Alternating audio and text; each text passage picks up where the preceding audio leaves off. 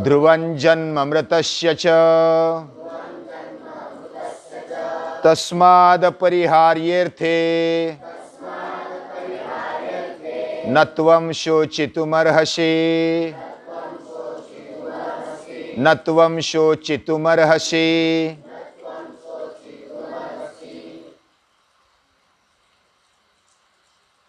हमारा जीवन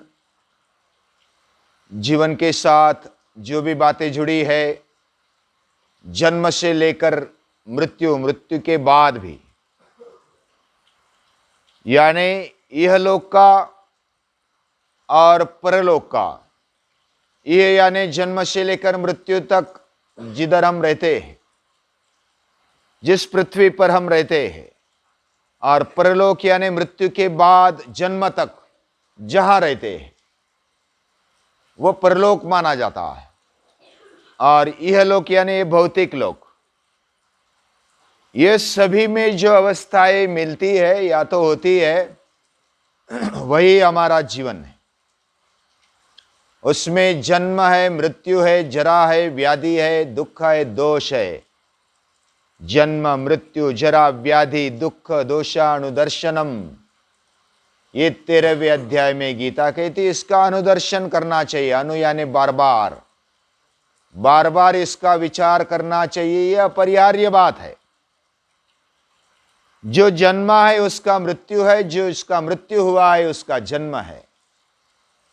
और यह अपरिहार्य होने के कारण उसकी चिंता नहीं करनी चाहिए, उसका शोक नहीं करना चाहिए। ऐसे गीता बार बार कहती है, न त्वं शोचितुमर्हसि न त्वं शोचितुमर्हसि अशोच्यानन्व शोचस्त्वं, प्रज्ञावादांश्च भाष्य से लेकर के आगे बहुत ही अच्छी तरह से गीता बताती है।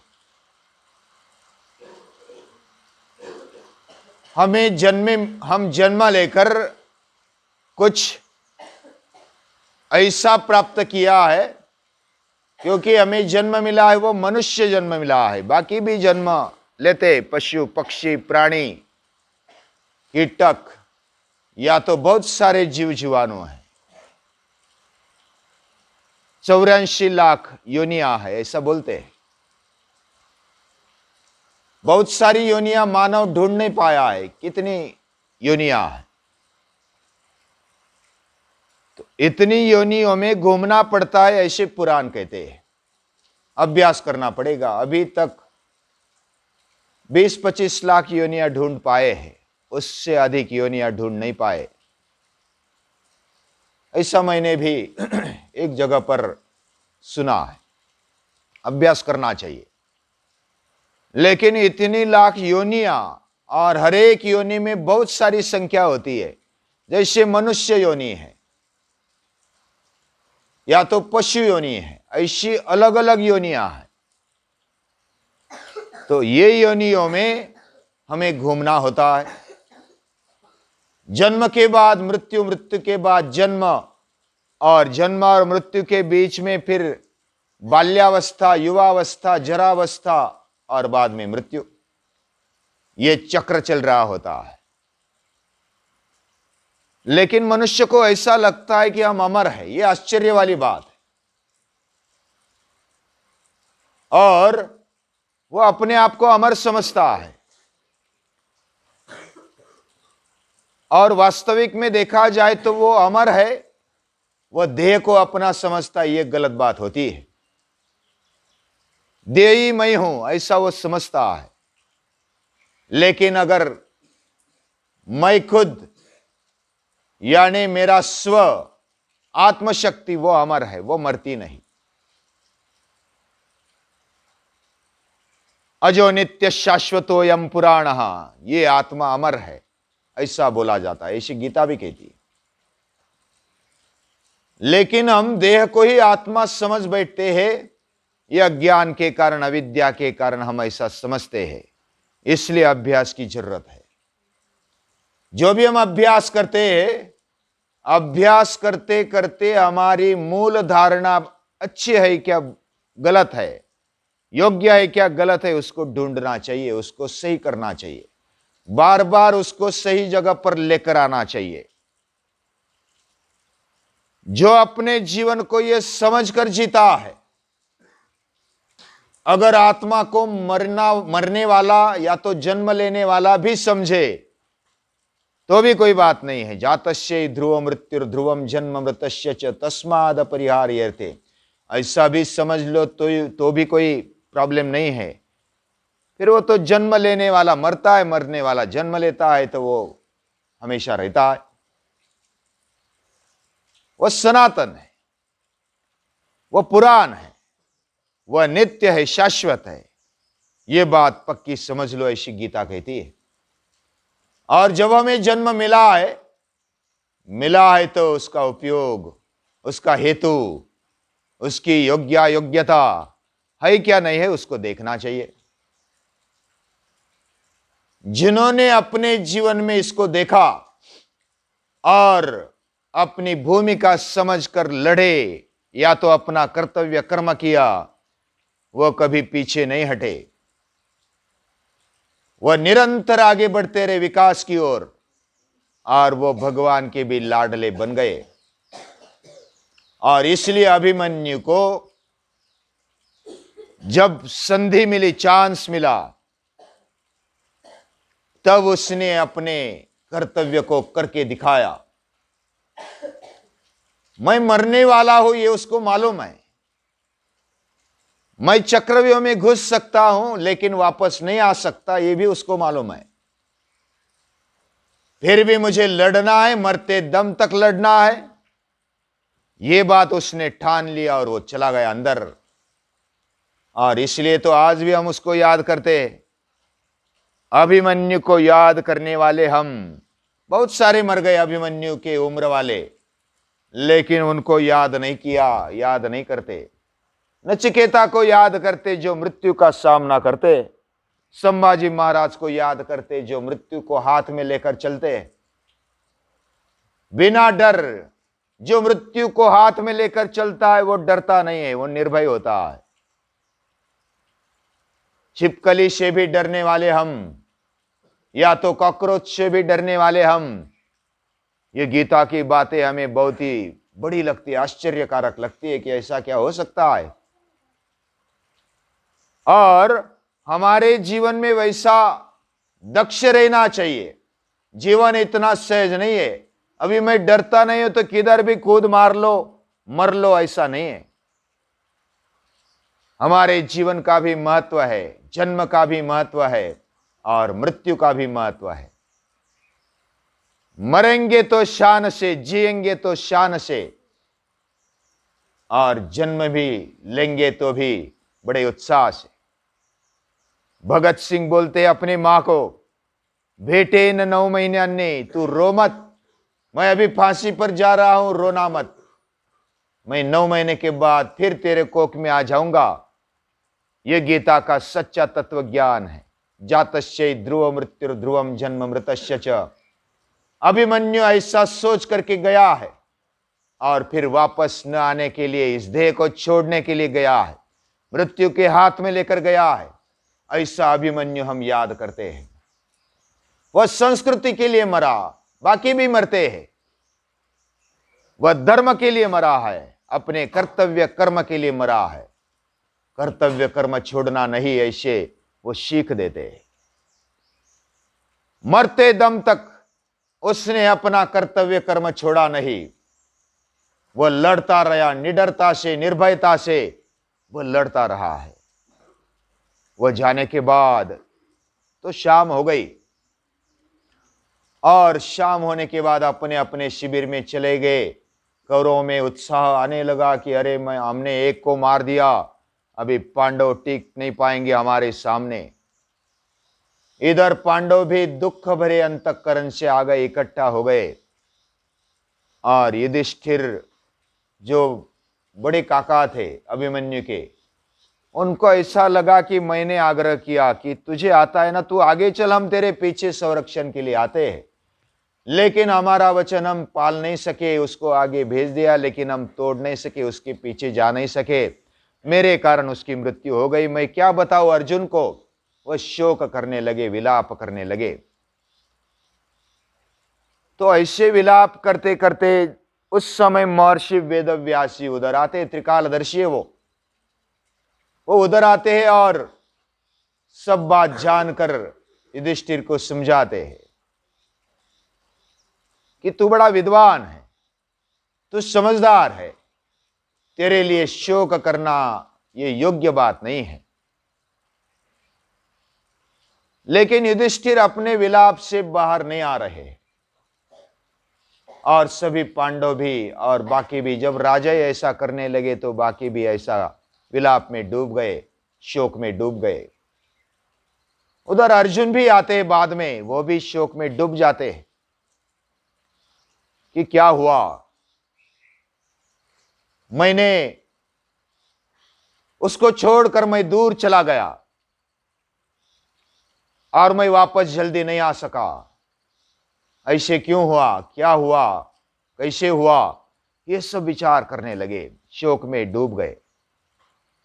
उस समय वेदव्यास जी, महर्षि वेदव्यास जी बताते हैं, बाकी कहानियां भी बताते हैं। आज तक बहुत सारे राजे हुए, कोई युवावस्था में गए, कोई अपना कर्तव्य कर्म करते हुए गए, लेकिन सभी मृत्यु को प्राप्त हो गए, एक भी बचा नहीं। मानदाता से लेकर के बहुत सारे राजे हो गए, एक भी पृथ्वी के साथ नहीं गया है, पृथ्वी को साथ लेकर नहीं गया है। वे सभी पृथ्वी को छोड़कर गए हैं और जो भी कर्तव्य कर्म करते हुए मृत्यु को उन्होंने प्राप्त किया है। ऐसे बहुत सारे राजे हो गए, बहुत सारे युवान भी अपने भूमि के लिए, अपने देश के लिए, अपने संस्कृति के लिए, अपने धर्म के लिए मर मिटे हैं। और ऐसा होने पर भी उन्होंने गौरव अनुभव किया है। अभिमन्यु तो स्वर्ग की राह पर चला है, वो तो भगवान की गोद में बैठ गया। अभी हमारा समय है और हम भी लड़ेंगे, अपना कर्तव्य कर्म करेंगे, लड़ने के लिए तैयार हो जाओ। मृत्यु किसी को छोड़ती नहीं, किसी को आज आते, किसी को कल, किसी को परसों, लेकिन आना तो निश्चित है। हम एक दूसरे पर वाद विवाद करते हैं और हम ऐसा अपने आप को समझते हैं कि हम अमर हैं, हम मरने वाले नहीं हैं, लेकिन ऐसा नहीं, वास्तव में अलग है, वास्तविकता कुछ अलग है। हम सभी मृत्यु की राह पर चलने वाले पथिक है, प्रवासी है, और ये प्रवास हर एक को करना है। उसने अपना कर्तव्य कर्म तो कर लिया, जैसे नचिकेता ने कर्तव्य कर्म किया, प्रहलाद ने किया, अभिमन्यु ने किया, अलग अलग योद्धाओं ने किया। सैनिक करते हमारे, एक एक सैनिक हमारे सीमा पर लड़ते, मृत्यु को हाथ में लेकर लड़ते हैं, और हम भी वैसे तैयार रहे। हमारे अंदर भी वैसी ताकत दी हुई, हमारे अंदर वही चैतन्य जो मरने वाले के पास था, यानी उन्होंने अपना देह त्याग लिया, लेकिन अंदर के शक्ति को जागृत रखा, तेज को जागृत रखा। ये बहुत बड़ी बात है और ऐसे मरने वाले को सलाम करना चाहिए। मरते तो सब कुछ है, कोई डर कर मरते,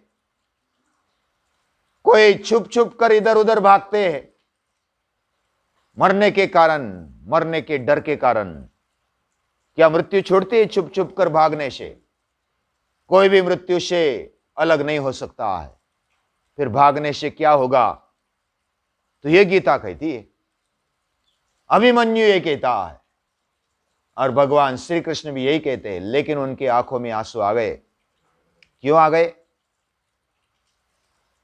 उन्होंने देखा कि अपने संस्कृति के लिए, स्वधर्म के लिए वो मर मिटा है, अपनी जान दे दी है।